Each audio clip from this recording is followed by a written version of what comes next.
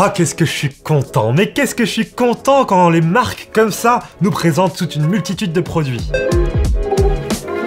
Ces derniers temps, je pense que Google tremblait un petit peu parce que vu tous les produits que toutes les marques autour d'eux sortaient, il fallait forcément qu'ils réagissent. Et là, ils se sont attaqués exactement là où Apple fait mal, l'écosystème. Alors derrière ce mot chiant, il va se cacher une multitude de produits et on va détailler ça ensemble. Qu'est-ce que Google va sortir pour contrer Apple? Cette vidéo, elle est chapitrée, donc s'il y a des produits qui vous intéressent pas, n'hésitez pas à passer de l'un à l'autre. Vous allez voir, tout est écrit dans les chapitres. Allez, on commence avec les smartphones et donc avec le Pixel 6. Ah, alors le A pour allégé, je pense. Enfin, je sais pas, en tout cas en français, moi je l'interprète comme ça. Parce que ce Pixel 6A, eh bien, il est allégé de pas mal de fonctionnalités qui étaient intéressantes sur Pixel 6. Parce que oui, il faut en faire des concessions vu le prix qui est à la baisse, puisque là, c'est 450 € pour ce smartphone. Alors que les Pixel 6 sont plutôt sur du 650 € prix d'entrée. À s'y méprendre, le smartphone, c'est dur de le différencier de l'ancien, même s'il y a quelques caractéristiques qui vont faire la différence. Déjà, premièrement, le dos, il est en plastique. C'est moins cher que le verre. Ensuite, l'écran. On passe d'un écran 90 Hz à un écran 60 Hz. Au niveau de la batterie, on passe sur une batterie légèrement plus petite, donc on va perdre 300 mAh, mais je pense que c'est pas si grave que ça, parce que un écran 60 Hz, ça consomme moins, donc rien de bien grave sur cette concession. Au niveau de l'appareil photo, on perd quand même un sacré capteur qu'on avait sur le Pixel 6, c'était un 50 mégapixels, et là on revient sur du 12 mégapixels. Alors là vous allez vous dire, oh mon dieu, ça va être nul la photo sur ce Pixel 6A. Je vous rappelle que l'iPhone c'est du 12 mégapixels aussi. Hein. Donc voilà, avec tout ça, vous avez un smartphone qui est quand même équipé de la puce Google Tensor, la même que le Pixel 6, qui est une puce plutôt haut de gamme. Par contre, au niveau du stockage, on est sur du 128 Go avec 6 Go de RAM, alors qu'avant, on était plutôt sur du 8 Go de RAM. Bref, je pense qu'on va avoir un petit champion du rapport qualité-prix, avec des performances au top, des finitions suffisantes et une qualité photo qui sera mucho bueno pour le prix. Il sort le 28 juillet dans le monde entier et il est en précommande dès le 21 juillet. Et tout ça au prix de 450 €. Autre smartphone annoncé, les Pixel 7. Alors là, c'était le truc qu'on s'attendait pas. Il nous montre un smartphone qui va sortir dans 6 mois quoi. Bon bah y a pas grand chose à dire, il est joli, ils ont raffiné un petit peu le design. Le châssis il est maintenant en métal avec une finition chromée pour le 7 Pro, une finition mat pour le 7 classique. On n'a aucune donnée sur le prix, la date de sortie ou quoi, on sait juste que ça sera une nouvelle puce Google Tensor qui équipera ce smartphone. Donc il sera plus puissant. Et forcément, il sera équipé d'Android 13 immédiatement dès la sortie de la boîte. N'hésitez pas à nous dire dans les commentaires ce que vous pensez du design. Moi je trouve ça sympa, cette petite pilule qui se découpe dans le module photo. Ça permet de faire des éléments géométriques en plus au dos du smartphone. Et donc je trouve que ça donne un peu de cachet au design. Après c'est vrai, c'est clivant. On aime ou on n'aime pas. Mais dites-le nous dans les commentaires. En tous les cas, ces smartphones, ils seront les successeurs du Pixel 6 et 6 Pro, qu'on avait adoré chez Frandroid, et on espère vraiment que ce 7 et ce 7 Pro va surpasser tout ce que fait la concurrence. Après, attention au prix, avec Google, on peut toujours être surpris. Dans le passé de Google, ça leur est arrivé de péter un câble et de mettre un prix exorbitant pour un smartphone.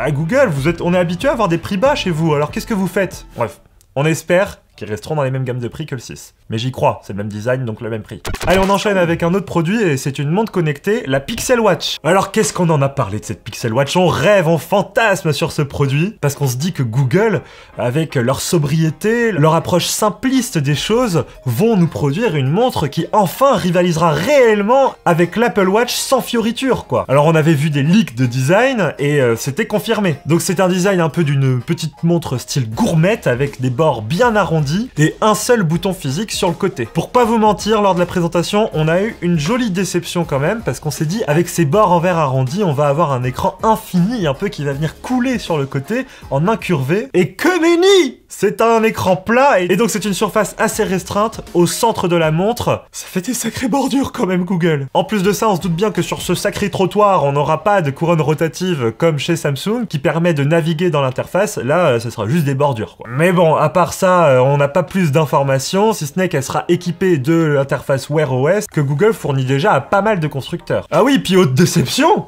les bracelets. Chez tous les constructeurs de montres connectées, on utilisait le bracelet avec une monture universelle, c'est-à-dire n'importe quelle montre, vous pouvez prendre son bracelet et le mettre sur votre montre connectée. Il y en a un qui faisait entorse à ça, et c'était pas étonnant, Apple. Ils avaient leur monture propriétaire. Normal, Apple, ils veulent tout contrôler, ils veulent se faire le fric pour eux, donc ils font leur monture, donc les bracelets c'est les nôtres. Nous on aimait bien le fait que chez Samsung, chez Garmin, chez quoi, on pouvait prendre les bracelets de n'importe qui et les mettre n'importe où et donc avoir un petit bracelet en cuir, un petit bracelet en maille, ce qu'on veut quoi. Et là Google, qu'est-ce qui nous sort? Un bracelet propriétaire. Mais c'est pas le même qu'Apple, mais c'est pas le même que les universels, c'est un nouveau. Et ça moi je trouve que c'est un défaut personnellement, parce que c'est vrai que les bracelets de montre ça peut vite coûter cher, et puis moi, je trouve ça sympa de pouvoir utiliser des bracelets qui ne sont pas ceux qui sont forcément vendus avec la montre quoi. C'est un objet fashion, c'est un objet de design, on le porte sur soi, on veut pouvoir le personnaliser sans payer une blinde à la marque qui construit la montre. Ce qu'il y a aussi à retenir, c'est que Google avait racheté Fitbit fut un temps et que là ils nous ont dit on va intégrer toutes les fonctionnalités des Fitbit dans notre montre. On n'a pas de prix, on n'a pas de date de sortie, tout ce qu'on sait c'est qu'elle sortira en même temps que les Pixel 7 et 7 Pro cet automne. Allez, on enchaîne avec un autre produit, les Pixel Buds Pro. Alors ce sont des écouteurs intra-auriculaires avec réduction de bruit active, donc rien de surprenant là-dessus, mais il y a une nouveauté qui peut nous intéresser, c'est l'audio spatial. L'audio spatial, c'est quelque chose qui avait été mis en place par Apple sur les AirPods. En gros, quand on regarde un film qui est mixé en Dolby Atmos, on pouvait avoir une grande sensation de spatialisation des sons, parce que dans les écouteurs, il y a des gyroscopes qui permettent de traquer la position de la tête, et donc de fixer les sons à un endroit précis. Donc par exemple, si je tournais la tête, une trompette qui était là, si je faisais ça, elle restait là. Parce que les écouteurs savent où est ma tête. Et là, pour la première fois, ça arrive sur les écouteurs et ça sera une fonctionnalité Android 13. D'ailleurs, attention, si vous les achetez, l'audio spatial sera pas forcément disponible dès l'achat. Google a bien précisé que ce sera une fonctionnalité qui sera mise à jour après quand Android 13 sortira, etc. Donc c'est pas pour tout de suite. Mais c'est une bonne nouvelle parce que ça veut dire que si Android 13 prend l'audio spatial en compte, alors potentiellement tous les autres constructeurs d'écouteurs un peu haut de gamme, genre Bose, Sony, Jabra, etc. vont pouvoir proposer de l'audio spatial sur leurs écouteurs. C'est pas mal, on ouvre le marché, on fait de la concurrence et on espère, on baisse les prix après. Sinon sur ces écouteurs, ça reste des écouteurs plutôt classiques haut de gamme qu'on peut rencontrer aujourd'hui, donc mode transparent, réduction de bruit active, Bluetooth multipoint, avec un nouveau type de Bluetooth qui permet une faible latence d'ailleurs, et une autonomie de 31 heures. C'est pas mal. Forcément, c'est des écouteurs Google, donc vous aurez Google Assistant intégré pour lancer votre musique à la voix ou donner une instruction pour envoyer un message. Pratique. Bref, ils sont vendus 219 € et ils sortiront en même temps que le Pixel 6a le 28 juillet. Allez, on enchaîne avec le produit et c'est un nouveau produit que Google nous présente. La Pixel Tab, une tablette. Alors on sait pas grand chose de cette tablette si ce n'est qu'elle va sortir en 2023. Toujours plus loin Google. Hein. Moi ce que je vois de ça c'est qu'elle est plutôt moche. En plastique, avec des bordures blanches. Le truc qu'on fait plus depuis 2007. Hein. Alors je me moque, mais peut-être que la stratégie de Google, c'est vraiment de proposer une tablette à bas prix. Enfin moi j'espère, parce que vu le look de la tablette tout plastique, etc., je me dis que si elle coûte 199 €, ça peut faire vraiment mal au marché des tablettes. Parce que ce qui est sûr, c'est qu'ils vont mettre leur puce Google Tensor à l'intérieur. Et donc niveau puissance, ça pulsera avec des matériaux peut-être un peu moins premium que ce qu'on peut trouver sur le marché, mais un prix accessible. Moi c'est ma théorie. Hein. Et puis le fait qu'ils l'annoncent pour dans 2023, c'est vraiment pour dire, les gars, on bosse sur les tablettes, on croit à ce marché, ils arrivent un peu en retard, on va pas se mentir, et on investit dessus. Je pense que ça rassure les constructeurs qui utilisent Android sur tablette, parce que c'est vrai qu'on a longtemps eu l'impression que Android abandonnait le marché des tablettes, quoi. C'était souvent les reproches qu'on faisait aux tablettes de Samsung, par exemple, l'interface, elle est moins bonne que celle des iPads. Et là, Google arrive avec ses grands chevaux et dit « Non !»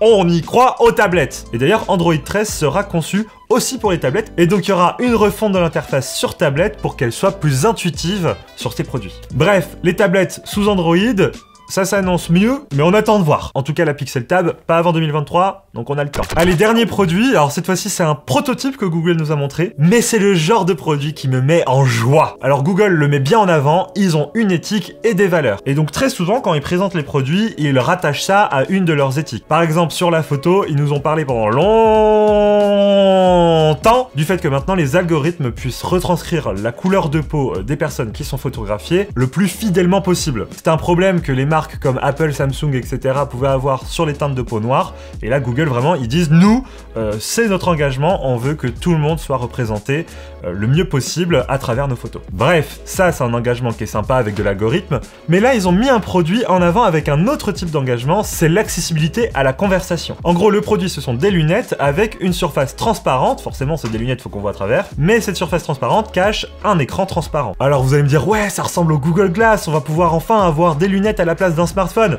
Non, non, non!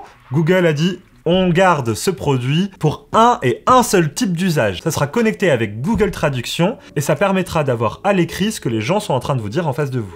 Alors, ça sert dans 2 cas d'usage. De 1, si vous comprenez pas la langue de la personne qui est en train de vous parler, ça sera immédiatement traduit en texte. Et de 2, si vous êtes malentendant. Bah ouais, les personnes malentendantes, il faut signer ou alors souvent elles apprennent à lire sur les lèvres, mais c'est vrai que c'est tout un apprentissage, puis quand on rencontre un inconnu, c'est pas forcément simple de se faire comprendre et de communiquer. Là, Google apporte une vraie solution, puisque avec ces lunettes, les personnes malentendantes, ils pourront lire le texte qui sera transcrit de la conversation des personnes en face d'elles. Perso, je trouve que ça permet une accessibilité à la conversation qui est hyper intéressante, et là, je trouve que vraiment Google est dans ses bottes et intègre leur éthique et leurs valeurs avec du produit et de l'innovation. Alors ce produit, il a pas de date de sortie, il a pas de prix. Là, c'était vraiment juste une démonstration pour nous dire on travaille dessus, on y croit, on a testé, il y a un prototype, on verra ce qu'on en fera dans l'avenir. Dans tous les cas, il se chauffe pas en nous disant que c'est des lunettes smartphone, que ça va remplacer quoi que ce soit. Là, c'est vraiment un produit, un usage, après on verra. Alors tout cet écosystème dont je vous ai parlé de produits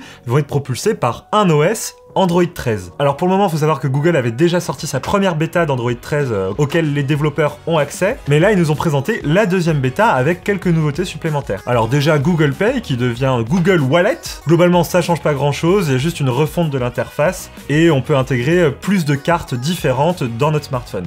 Ils nous ont aussi beaucoup parlé de la sécurité d'Android 13, c'est vraiment un point important pour eux de dire si vous avez un smartphone Android, vous êtes sécurisé. Et d'ailleurs, ils ont parlé du RCS, vous savez les nouveaux types d'SMS qui permettent de savoir quand votre interlocuteur est en train de vous écrire et quand il a lu votre message. Et bien c'est vrai qu'on se demande, est-ce qu'un jour on va avoir le RCS entre des smartphones Android et Apple? Et là on espère qu'avec les efforts qu'Android fait, Apple un jour va faire le pas et en disant oui, nos smartphones seront compatibles RCS, par exemple j'espère, avec iOS 16. Et puis, autre fonctionnalité, des fonctions SOS d'urgence. Par exemple, si vous êtes dans un accident de voiture, la montre va appeler les bons secours. Et puis, plein d'autres cas d'usage de ce style-là qui permettront à Android de mieux vous sécuriser et donc de prendre soin de vous. Il n'y a pas beaucoup de nouveautés qui ont été données sur Android 13. Le plus intéressant, c'était l'interconnectivité de l'écosystème Android. Ils nous ont bien montré que maintenant, avec Android 13, on va pouvoir, entre une tablette, un smartphone, un PC, pouvoir copier des éléments sur un smartphone, le recoller sur sa tablette, le transférer avec le partage à proximité d'un produit à l'autre très facilement. Et tout ça, ça vient vraiment enrichir l'écosystème Android.